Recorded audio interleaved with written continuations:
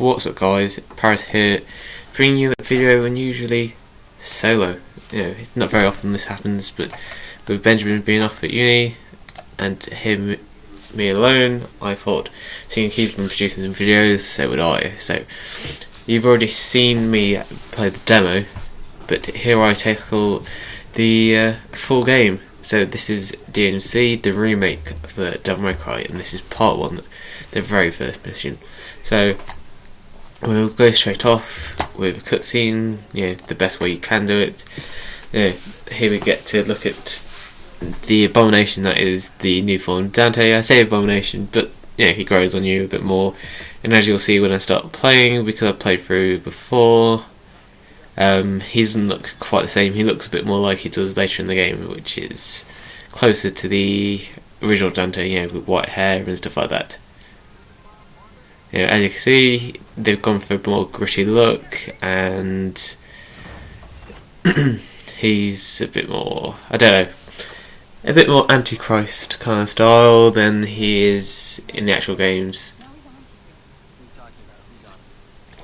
So, as you can see, so this kind of trailer kind of sets up some of the stuff. So you got Dante, who doesn't really care, he's a bit more gritty, and then you've got Cat, he increasingly plays a part.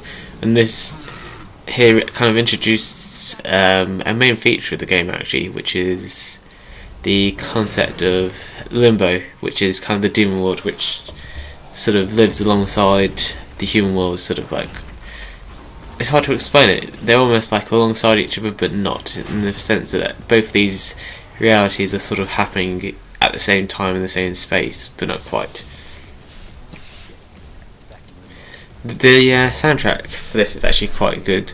A lot of it's produced by Parris, which was actually surprisingly a good choice. Actually, I found, things really worked. But this is part 1. Hopefully there'll be a bit more, provided things go alright. People don't always want to hear me. Here we get some ridiculous things with well-placed items just to protect modesty, which is stupid. It's surprising, because very few games start their very first mission where you'll be taking on the boss, as you'll see towards the end of the video, where I actually fight the hunter. But here we go, going back to a bit more demonness. Let's get the sword on, let's go take some enemies. I kind of like the enemy design in this. It's obviously a far cry from one of the first ones, but they're still quite cool. I like this kind of, I don't know, almost like gritty new feel that they have. But as you can see, I look a bit different to how I do in the cutscene. You can see the white hair and that. You can also see a feature that I had the advantage of playing before, and the fact that I've got the angel and demon weapons already, and improved attacks and abilities. I've played through a few times. I'm playing this on, what was it, the equivalent of normal on this, so was it Demon Hunter, Devil Hunter, whatever it is, just because it's quite an easy difficulty to play on. And it means that I get to show you the full range without it being overly taxing. There's other cutscenes in this are quite good. Your guns hanging from a bra. How more Devil May Cry can you get than that? That hunter's real pain. Look at this, just destroying everything around me. I just want to have a smooth time of things, and he's making it difficult. Why would he do that? But as people probably know from my previous videos in DmC, the demo, I'm quite a big Devil May Cry fan, so I was kind of apprehensive of this kind of reboot, because it kind of ruins some things. There's reasons why he has the red coat and the white hair and stuff like that. It's all part of this Japanese culture. It's like red for the heroes and whatnot. But it's still, despite any complaints I have, it's still overall a very good game. You know, it's very playable. It makes some nice additions. For people like me that like Devil May Cry, but I'm not a very I'm not a great gamer. I enjoy gaming and I do game a reasonable amount. Used to a lot more than I do now, but the way that they've got the difficulty set up actually suits someone like me, in the fact that the first couple aren't really too difficult. You can do human, Devil Hunter and Nephilim without too much difficulty. It's only when you do the next difficulty, which is Son of Sparta, where things start to actually get a bit harder. At least that's what I've found through my multiple playthroughs, that's the only where I started to find things difficult. Especially given the fact that you upgrade so much, and then to still find it taxing is frustrating. But one of the big things people actually say about DmC is the character development and the story. But I don't know. I think people put too much emphasis on that. Though the cutscenes are slightly improved, sometimes they're just like, I don't know, they feel pointless. Like, you've got a little cutscene where you could have just had a in-game sort of thing where someone talks to you as you go along, rather than needing an actual cutscene. But some of them are pretty cool. Some little features, like having the nice whirly sort of amusement park wheel here, is quite good, and there's a nice achievement attached to it with killing 10 demons using it. I killed my first one using it, because why not? I like the angel weapons in this. I find are really good. They're really fast. They're not as powerful though, but that's the whole point. To use the combination, you've got Rebellion, which is good as an overall thing. Then you've got the demon weapons, which are really powerful. You can see I use the axe and like the throwing stars as my two main ones. There's also gloves and a scythe. You saw the scythe briefly at the start, I believe, until I changed the weapon, but I don't tend to use that. I think the main time I used it was obviously at the start, until I got the throwing stars, and then in some of the bonus missions, like where you've got to kill like 10 enemies without repeating like a move. And the best way to do that is actually to do 2 using each weapon. So you do like the 2 versions of like Rebellion and Attack, and then you do the similar for each one. Slow progress, but it did do good. See, I swear in the last cutscene he was wearing his coat, so it seems a bit contradictory. I've just noticed that. It was weird. But then again, in the last cutscene, that's where I also showed his white hair, which is what I actually have rather than thing. But this is the big part that you'll see here, the whole thing with the Raptor news. This whole idea that because the world's blind to the demons, that they don't see their manipulation and stuff like that. So you've got like the Vitality Energy drink and Raptor News, which is sprouting all this like demon propaganda that it's blinding and hiding all the truth from the humans. You get your kind of retribution to that later, where you get to fight Bob. Which is quite interesting boss. Some of the bosses are really good. I do have a level that I would say is probably my favourite in design. Some of the designs are fantastic. Hopefully, provided I continue this Let's Play, you will see that one eventually come. There's a nightclub base level, and the design is fantastic.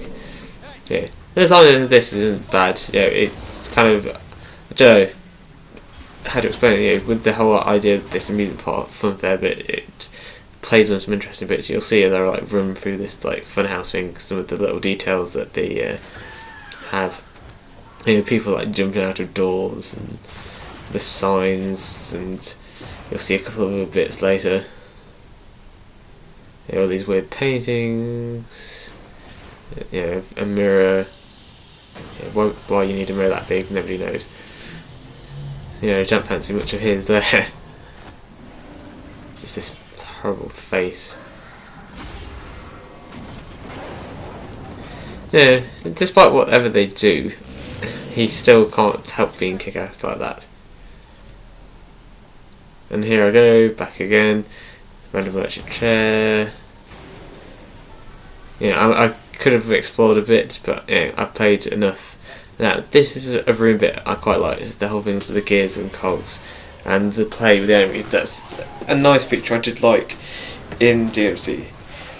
The new addition of environmental damage, like you can knock people off things, and you can use the gears and the cogs and that wheel earlier, to cause damage. You'll see that I do use that here, although I'm not overly careful with what I'm doing, in the sense that I also end up knocking myself into it.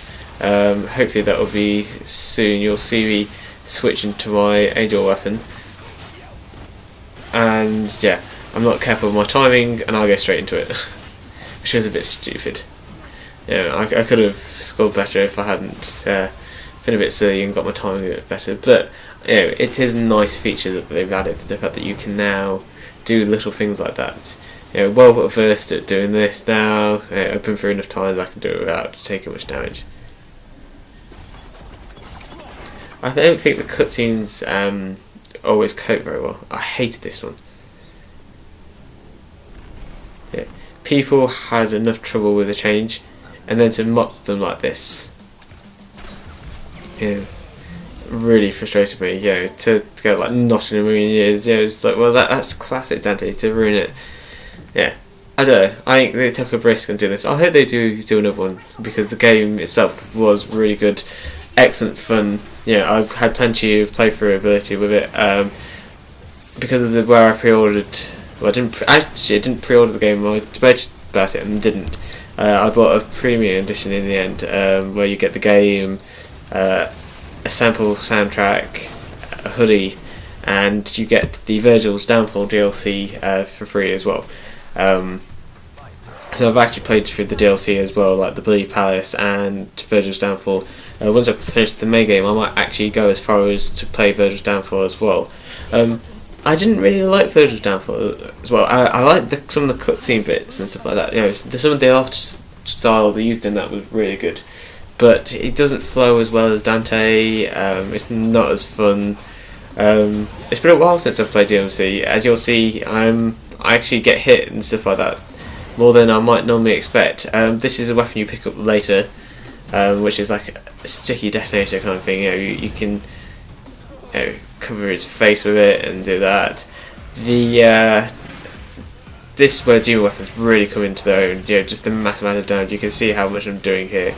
If I'd perhaps timed things right, I could have possibly have taken him out entirely before we even started. My timing here is not fantastic again, but it's not too difficult for me just to break out, as you can see. But it's not often I get to make mistakes like this, but that's my fault because it's been a long time since I've played. But you can see that it doesn't take very long to actually finish this boss off. As I say, the demon weapons really show their power. So it's time for a bit of mocking. So the fourth one has a fantastic thing where he's showing off. Maybe I'll go back and play the fourth one. But there's a fantastic bit where he gets like this weapon where you throw like roses and stuff like that, and he really shows off. And it wouldn't be Dante without a bit of showing off. Die. Look, we're going to slowly fade back to the real world, shall we? They use the amulet in like all the cutscene kind of bits like this, but I do have a slight problem with that because it's obviously very different to the original amulet, which is very iconic. There's that image that the amulet has. I found it hard to believe that they would then change it like that and not keep it, but it's supposed to be a reboot, and I guess there's reasons why they do various things just so they can have a little artistic license. So here we go. Let's see. Conveniently, Cat knows exactly where I am, so she just appears, as you do. So look, just rolling in, just like, what's up, homie? You coming in? My boss knows you. He wants to meet. Please? I helped you back then. Hopefully in the next video I'll actually remember to put the subtitles on. It's not often that I forget to put the detail like that. I think I did the same in the demo where I forgot to put the subtitles in, which is helpful. But you should be able to actually hear the game as well as me. At least hopefully I've got the balance right between the two. But we're now closing in to the end. So here's the big thing. Yeah, the order run by Virgil. Oh, I think we've got another Raptor news bit coming up here now. Yeah, the orders like are treated like terrorists because they're like defending against like the demons, and they just blame anything on them as terrorists. And yeah, they've even brought back Mundus, but they've changed him. Yeah, look at him now. He's just this fat slob. I didn't really like that. With really creepy eyes. But yeah, that's it for this video. I hope everyone enjoyed watching, and hope there'll be more parts soon. See you guys.